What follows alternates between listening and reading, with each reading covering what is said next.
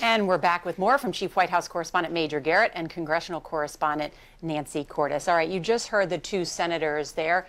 Nancy, did that make you more or less optimistic about a deal today? Well, it seems like they are both sort of accepting at this point, even though they don't want to preempt the process. They don't want to say right now, it looks like it's not working out, but they both seem pretty resigned to the fact that the most likely scenario is that Democrats are going to bring up their own package as early as tonight, more likely tomorrow, and then we're just going to have to see what happens. I think that there was a good faith effort on the part of the leaders to try to get this done. It wasn't all for show, but they did need to prove that they were trying to do something.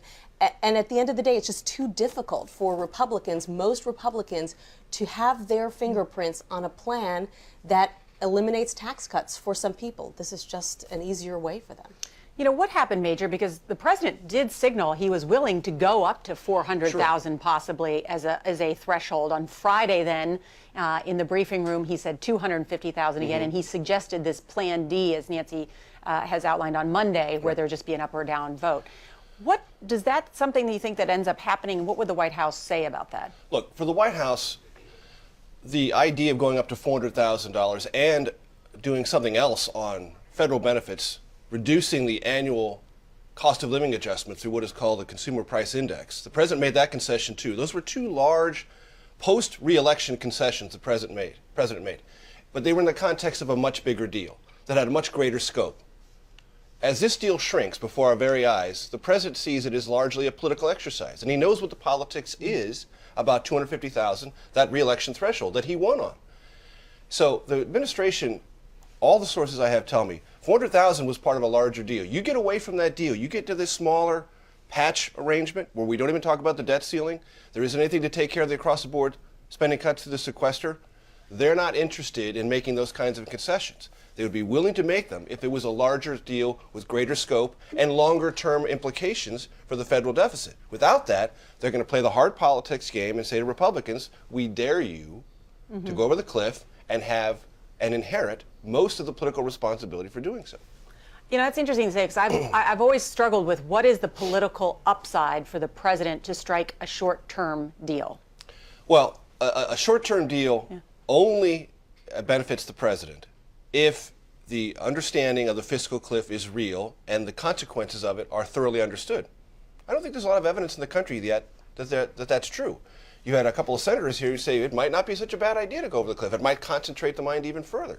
So for the president, he reluctantly accepted this idea, the Budget Control Act, all these deadlines, all the stuff eliminating as part of a long, torturous negotiation to resolve the debt ceiling crisis. He now regards that entire negotiating process as largely a mistake and will never negotiate again on the debt ceiling. Right, Nancy? But the benefit for everyone, Democrats and Republicans, of voting on something before the deadline is that the stock market has now gone down 5 days in a row. We are now below 13,000. Nobody knows what is going to happen on January 2nd if there's no deal.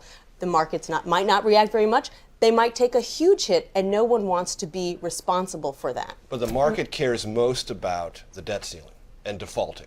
If you talk to all of the big business leaders, the various organizations that have come to the White House and also gone to Capitol Hill, their largest concentration is, can we resolve our long-term deficit situation, and can we get some sort of peace agreement and ceasefire on defaulting on the good full faith and credit of the federal government. And that's not even on the table right now. So I think the market reaction is going to be negative, even if there is a small patch. And to remind everybody what's at stake, look at what will happen if a deal is not made on Monday night. On January 1st, the Bush tax cuts, all of them will expire, and most taxpayers will see a rate increase. For example, if you're a couple making over $50,000, that could mean about $2,200 more in taxes. Capital gains taxes, dividend taxes, estate taxes will all go up. Also, everyone will see a 2% cut in your paycheck since the payroll tax cut will expire. For every American, that's about a $940 decrease in your annual take-home pay. We're talking about the child tax credits, the marriage penalty fixes. Other deductions could also be altered. And then on January 2nd, the stock market, as you talked about, reopens, and the federal government also reopens,